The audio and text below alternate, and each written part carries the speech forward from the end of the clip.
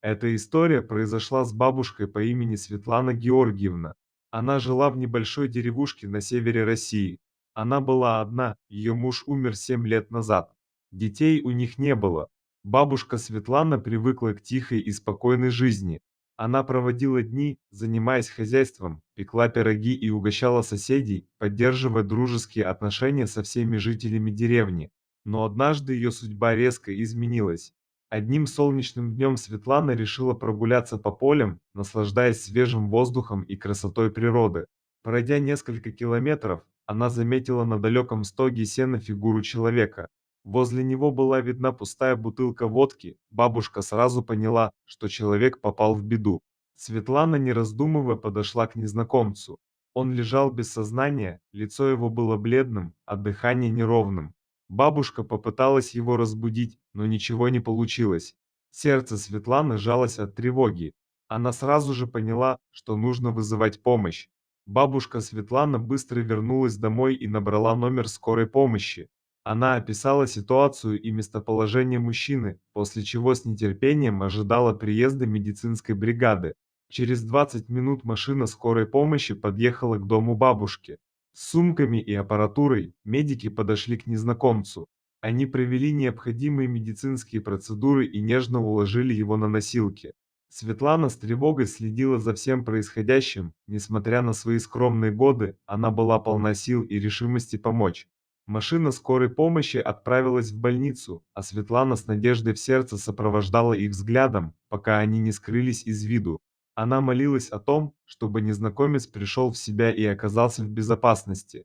Дни проходили, и каждый день Светлана приходила в больницу, чтобы узнать о состоянии незнакомца. Ее сердце билось с тревогой, и она желала, чтобы он поборол свою болезнь и вернулся к нормальной жизни. Наконец, настал тот день, когда Светлана услышала заветные слова врача о том, что незнакомец пришел в себя. Ее сердце наполнилось радостью и благодарностью.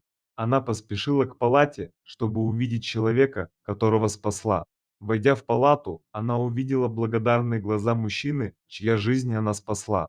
Незнакомец подошел к ней и с огромным волнением в голосе произнес: «Бабушка Светлана, я не смогу вам достаточно поблагодарить за спасение моей жизни. Я не знаю, как я оказался на том стоге сена и что со мной случилось, но благодаря вашей отзывчивости и вызову скорой помощи я снова жив». Светлана тронулась до глубины души. Она улыбнулась и ответила: «Молодой человек, рада, что вам стало лучше. Я всего лишь сделала то, что должна была сделать, помогла в беде. Желаю вам крепкого здоровья и счастья на дальнейшем пути». Незнакомец поклонился ей и выразил благодарность за ее доброту и милосердие. Они провели некоторое время в беседе, делая выводы о том, как встречи с важными людьми могут изменить нашу жизнь. С этого дня Светлана и незнакомец стали друзьями. Бабушка продолжала заботиться о своих соседях и помогать тем, кто нуждался в ее поддержке. Она поняла, что каждое доброе дело оставляет след в сердцах людей и делает мир лучше. История Светланы Георгиевны и незнакомца стала легендарной в деревне. Она вдохновляла молодых и старых на помощь ближним и на то, что доброта и отзывчивость всегда находят отклик в сердцах людей. Бабушка Светлана оставила свой след в истории маленькой деревни, став примером для всех.